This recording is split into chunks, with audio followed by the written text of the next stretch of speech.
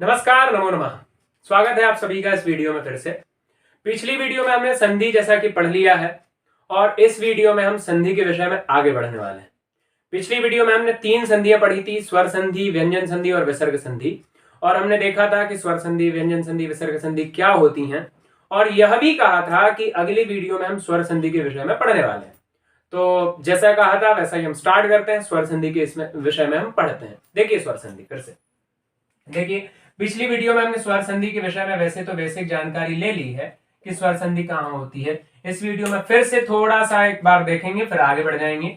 स्वर प्लस स्वर बराबर होता है स्वर संधि। ठीक है, स्वर धन स्वर बराबर स्वर संधि। जैसे अ धन अ बराबर होता है आ। ठीक है, तो ये स्वर है, ये स्वर है, तो स्वर संधि हो जाएगी। ठीक है, आगे ज्यादा नहीं पढ़ेंगे। अब स्वर संधि के प्रकार देखते हैं। चलिए तो समझते हैं स्वर संधि के प्रकार।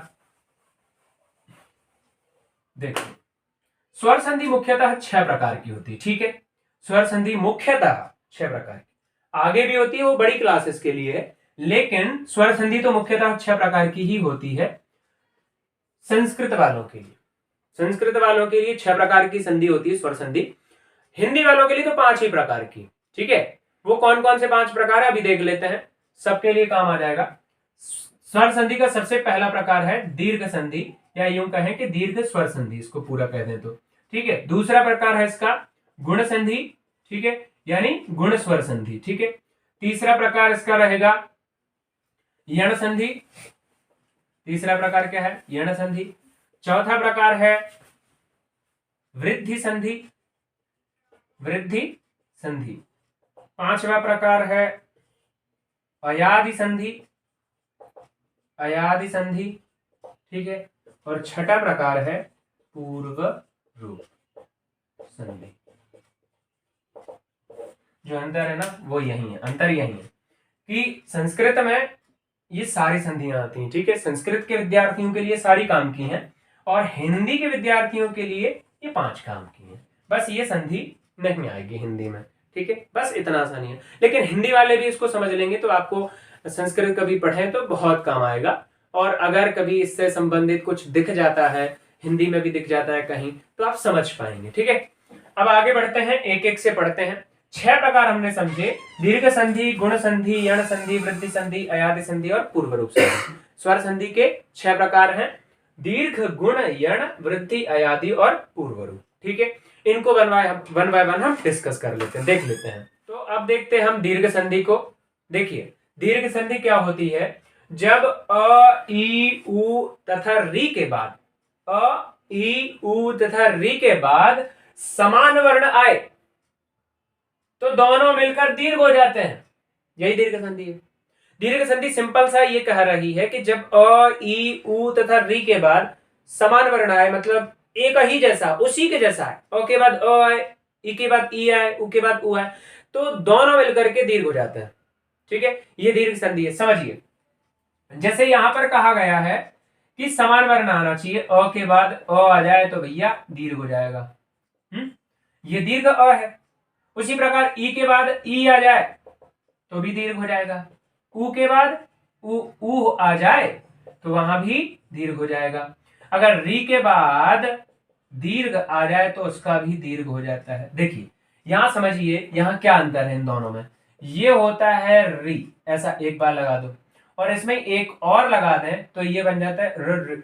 ठीक है, इसका उच्चारण रि कह सकते हो, लेकिन इसका उच्चारण र, ऐसा कुछ उच्चारण करना पड़ेगा। तो ये री है और ये री है। ठीक है, तो ये इसका दीर्घ है। जब अ के बाद अ आ जाए तो दीर्घ आ बन जाएगा। ई के बाद ई आ जाए तो दीर्घ ई, उ के बाद उ आ जाए तो दीर्घ उ, री के बाद री आ जाए तो दीर्घ री बन जाता है। यही तो परिभाषा कह रही कि जब अ, ई, उ तथा री के बाद समान वर्ण आ जाए तो दीर्घ हो जाता है। ये दीर्घ संधि है। बस समझ लेते हैं, उदाहरण देख लेते हैं अब इसके। जैसे यहां एक शब्द लिखा है स्वधन अधीन। ठीक है, तो स्वधन अधीन में क्या है? प्लस लगाइए, यहां जैसे अ आ जाएगा, बचेगा यहां पर धीन।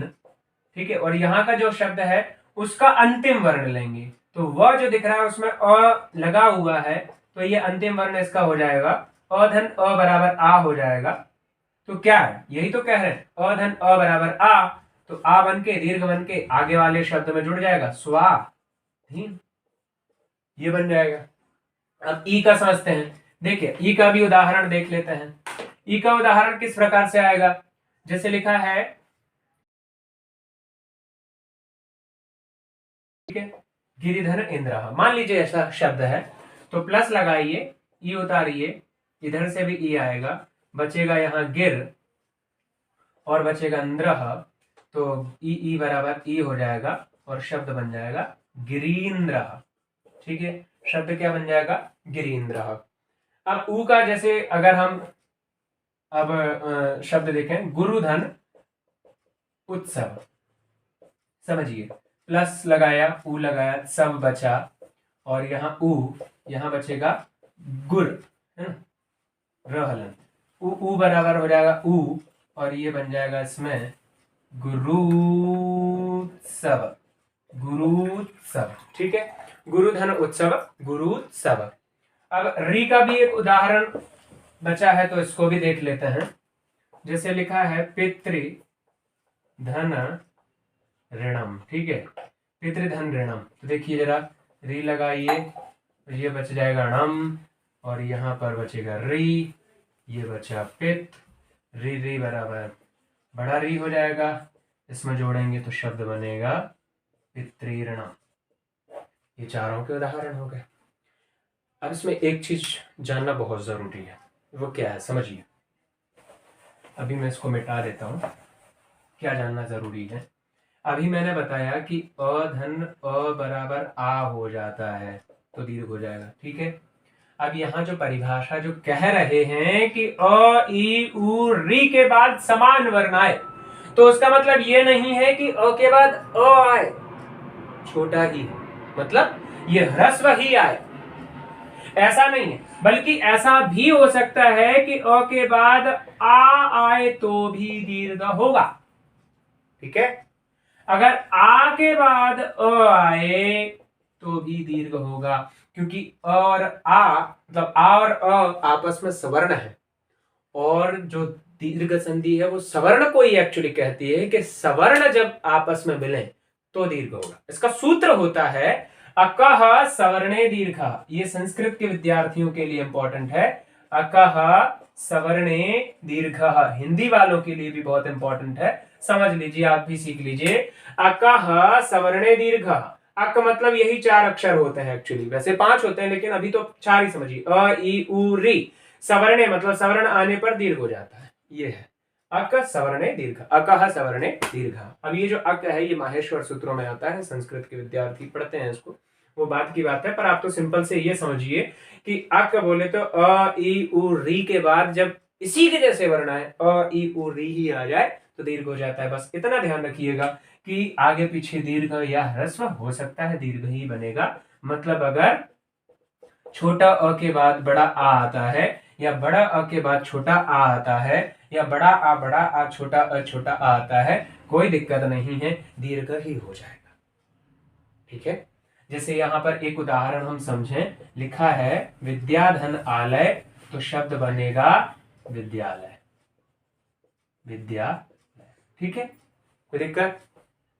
जैसे लिखा है देव धन आनंद, अब यहां तो क्या है, यहां तो दोनों आ थे, अब यहां और आ है तो शब्द बनेगा देवानंद, तो भी आ ही बन जाएगा। ठीक है, ऐसा हो जाएगा, ऐसा देखने को मिलेगा।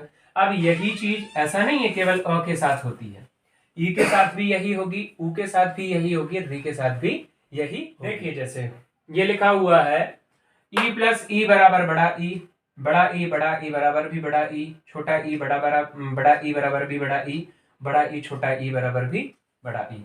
अब इसको बड़ा को बोलते हैं दीर्घ और छोटा को ह्रस्व संस्कृत में कहा जाता है। ठीक है, यही उ के साथ में है और यही री के साथ में, अ के साथ में हमने देखा, तो ये होता है, इसका आप ध्यान रखिएगा। ठीक है, यही दीर्घ संधि का नियम है।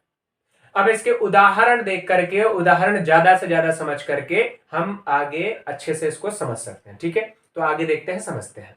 तो आगे के उदाहरण देखिए, अपने पास 2 और उदाहरण है। जैसे भानुधन उदय, तो इसको कैसे करेंगे, फिर से आप प्लस लगाइए, उतारिए, यहाँ उतारिए, बचा यहाँ पर भान, ठीक है, और ये दय, उ बराबर हो जाएगा उ, तो भानुदय, ठीक है, भानुदय। अब यहां देखिए फिर से वही है, री उतारिए, यहां पर भी री निकलेगा, बचा णम, और उसके बाद यहां पर बचेगा भ्रा, ये भ्रात्री है भ्रा, और त हलंत बचेगा क्योंकि ऋ तो चला गया, स्वर चला गया, ये स्वर था, री जो था यहाँ पर स्वर था, इसका स्वर हट गया तो विसर्ग हलंत हो जाएगा, ये बचेगा आपका ऋ, ठीक है। इसको आप आगे जोड़ दीजिए, भ्रात, ठीक है, भ्रातृणम,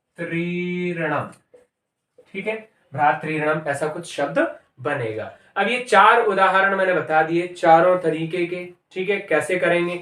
अगर यहाँ पर दीर्घ दीर्घ आ जाए तो दीर्घ कर देना, यहाँ अगर आप दीर्घ भी उतारोगे तो भी दीर्घ ही बनेगा, दीर्घ संधि ही बनेगी, है ना, इसमें कोई समस्या नहीं है। अब आप इसको करिएगा, आपकी पुस्तक से उदाहरण देखिए, ज्यादा से ज्यादा उदाहरण कीजिए, तभी आपको संधि समझ में आएगी, ठीक है। ज्यादा से ज्यादा उदाहरण करिए, समझ लीजिए, पैटर्न तरीका यही रहेगा, इसको फॉलो कीजिए।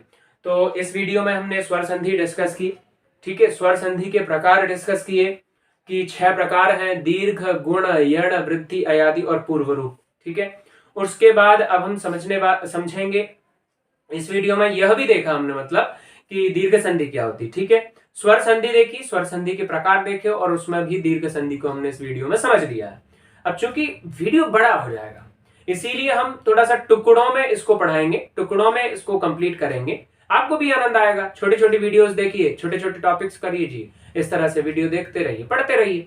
अगली वीडियो में हम डिस्कस करेंगे अगली संधि यानी गुण संधि के विषय में, जो स्वर संधि का नेक्स्ट टाइप रहेगा, उसके विषय में विस्तृत रूप से चर्चा करेंगे, जानेंगे। तब तक के लिए आप पढ़ते रहिए। अगर कोई भी क्वेरी है, कमेंट बॉक्स में आप कमेंट करके पूछिए, हम कोशिश करेंगे कि आपके जवाब दें, बिल्कुल निश्चित रूप से। तब तक आप पढ़ते रहिए और बताते रहिए आपकी कोई भी अगर क्वेरी है तो, ठीक है। चलिए मिलते हैं अगली वीडियो में, धन्यवाद, नमो नमः।